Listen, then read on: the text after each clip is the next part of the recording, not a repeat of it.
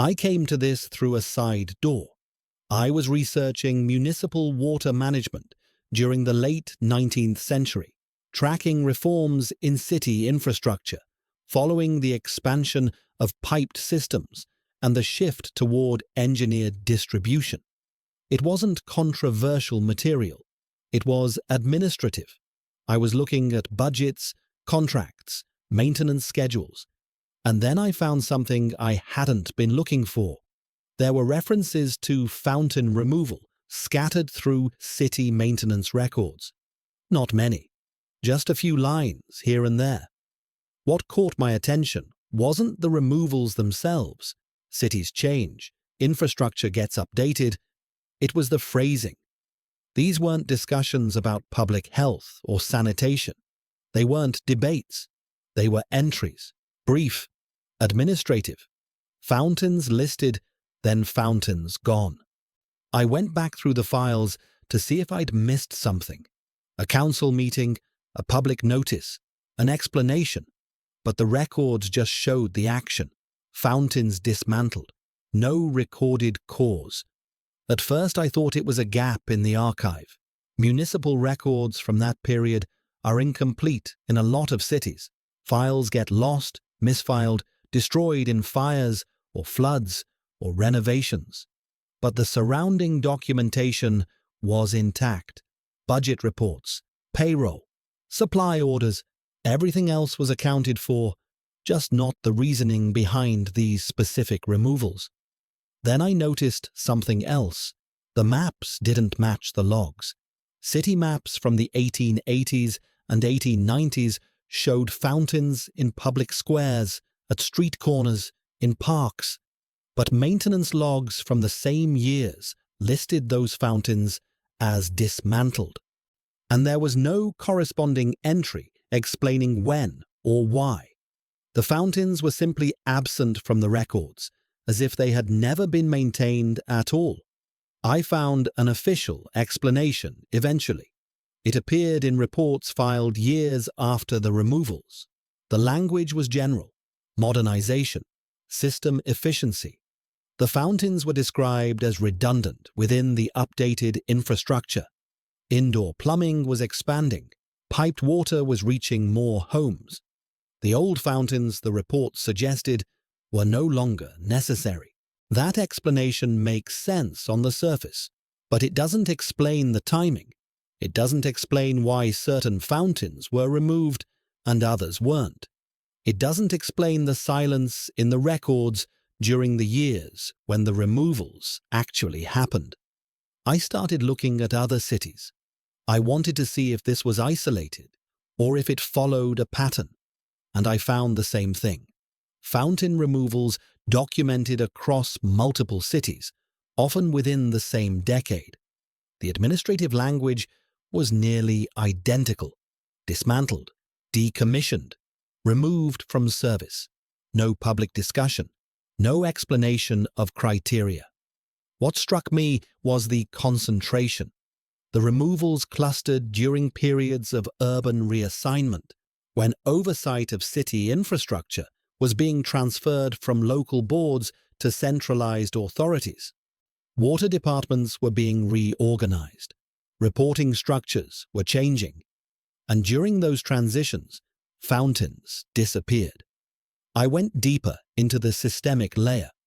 I wanted to understand what was happening at the organizational level. What I found was a shift in how water systems were managed. Local maintenance notes, which had been detailed and specific, were replaced by standardized reporting. Oversight moved to centralized authorities who classified infrastructure based on function and necessity. And in that process, fountains were reclassified as non-essential assets. The language of the reports changed too. Fountains were no longer described as public resources. They were described as fixtures, outdated fixtures. The new systems prioritized efficiency and cost reduction.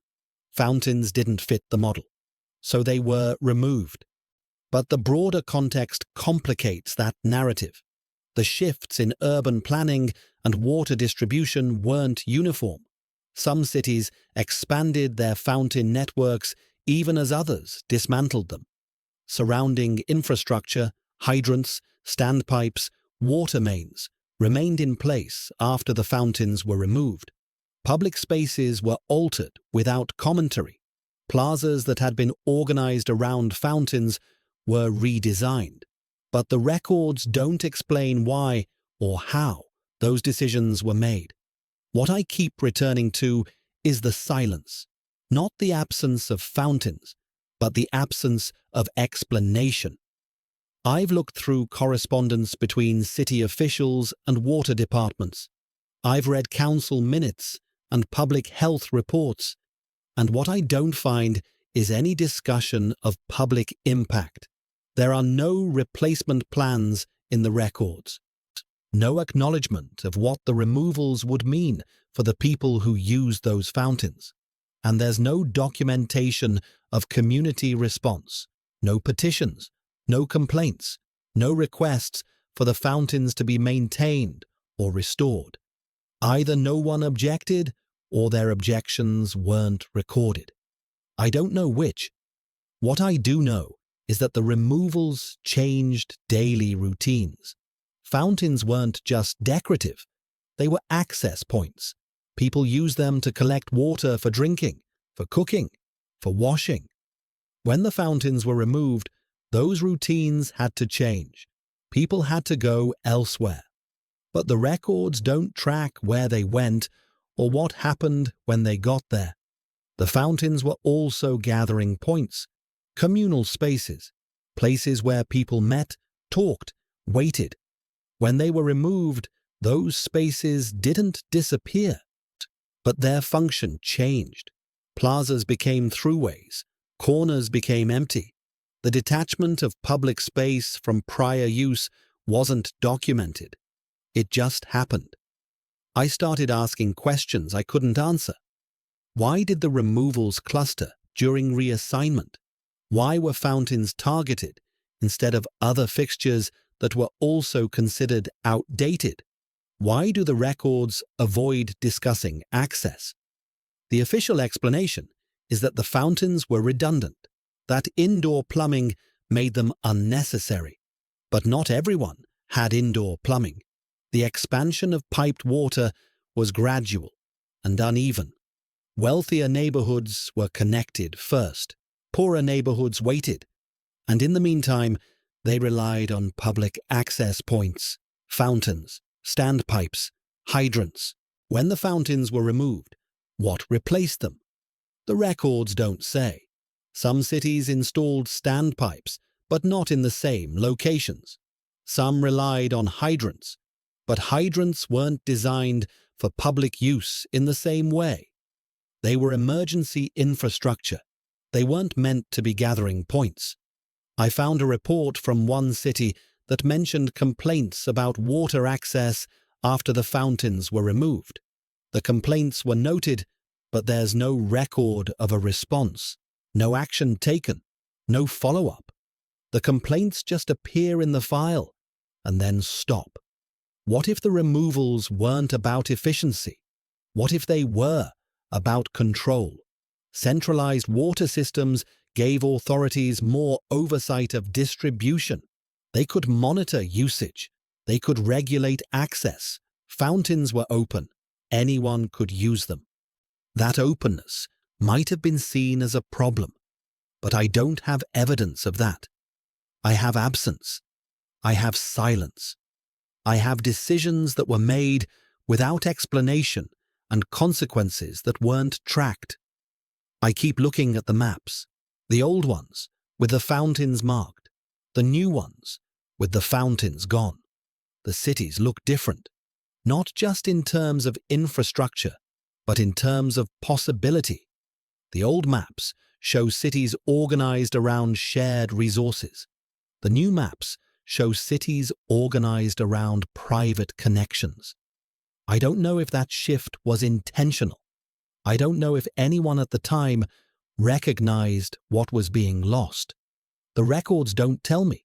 They just show the before and the after. There's a pattern here, but I can't prove what it means. The removals happened during transitions. They happened without public discussion. They happened in ways that changed access, and they happened in silence. I've tried to find explanations beyond the official narrative. I've looked at public health data to see if there were concerns about contamination or disease. But the fountain removals don't correlate with outbreaks or epidemics. I've looked at budgets to see if the removals were cost-saving measures. But the savings were minimal. The fountains weren't expensive to maintain. I've looked at political shifts to see if the removals aligned with changes in city leadership or policy priorities. And there are alignments, but they're not consistent. Some cities removed fountains under reform administrations. Others removed them under conservative ones. The political context varies. What doesn't vary is the administrative language, the process, the silence. I've spoken with urban historians who specialize in this period. Some of them see the fountain removals as incidental, a minor detail in a much larger transformation of city infrastructure. Others see them as symptomatic of a shift in how public resources were understood and managed, but no one has a definitive answer. The question I keep coming back to is why the records don't explain the impact on access. The cities tracked everything else. They tracked water pressure. They tracked pipe installation. They tracked labor costs. But they didn't track what happened to the people who had relied on the fountains. Maybe it didn't occur to anyone to track that. Maybe it seemed unimportant. Or maybe it was deliberately excluded. I don't know. What I do know is that the urban systems continued without explanation. The fountains were removed. The infrastructure was updated. The cities grew. And the physical absence became normalized. People adapted. New generations grew up without the fountains. The spaces were repurposed. And over time, the absence stopped being noticeable. But the questions remain. Why were the removals clustered during reassignment?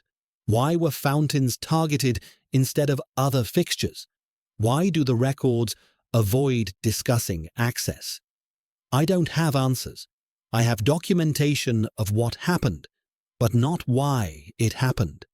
I have patterns, but not intentions. I have silence, and I don't know what that silence is hiding. The official explanation doesn't account for the gaps. It doesn't explain the timing or the selection. It doesn't address the impact on the people who used those fountains. And it doesn't acknowledge that the removals represented a shift in how public space and public resources were understood. What if the modernization narrative was a justification rather than a reason? What if the fountains were removed not because they were redundant, but because their openness was incompatible with a new model of urban management? I don't know. The records don't answer that. They just show the absence. And that absence persists, not just in the physical landscape, but in the historical record. We know the fountains were removed. We don't know why. We don't know what it meant. We don't know if anyone objected or if their objections mattered. The cities moved on. The systems continued. The fountains became a detail, a footnote, a minor adjustment in a much larger story. But the questions remain unresolved.